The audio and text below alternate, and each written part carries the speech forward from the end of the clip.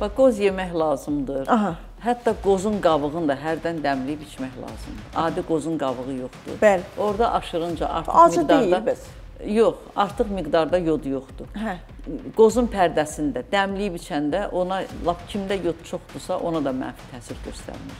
Amma yod balansını düzəldir. Qozun pərdəsini çay kimi dəmliyin için, qozun pərdəsini spirtə qoyanda bu artıq dərmandır.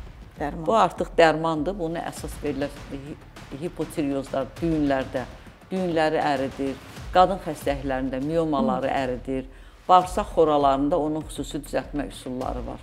Çox kömək edir yaşıl qozdan. Mən hazırlayıram yaşıl qozdan müəyyən ekstraktlar hazırlayıram. Hətta onun tərkibinə bal da vururam. Çox gözəl kömək edir bağırsaq xəstəliklərinə. Yoddur da, yod nəyə kömək eləmir?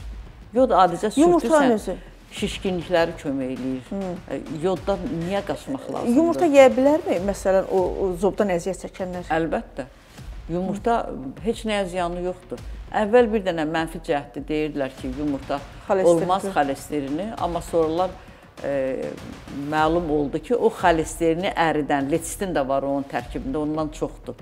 O xolesterini əridir, balanslaşdırır. Ona görə heç kim qorxmasınlar, yumurtadan bolluca istifadə etsinlər. Təbii zülaldır da, çox belə nadir olan vitaminlər yumurtanın sarısında çoxdur. Ondan istifadə etmək lazımdır. Balıq məhsulları çox xeyirdir zobdan əziyyət çəkən insanlara. Bir də əsas stres. Mən onlara yığım düzəldirəm.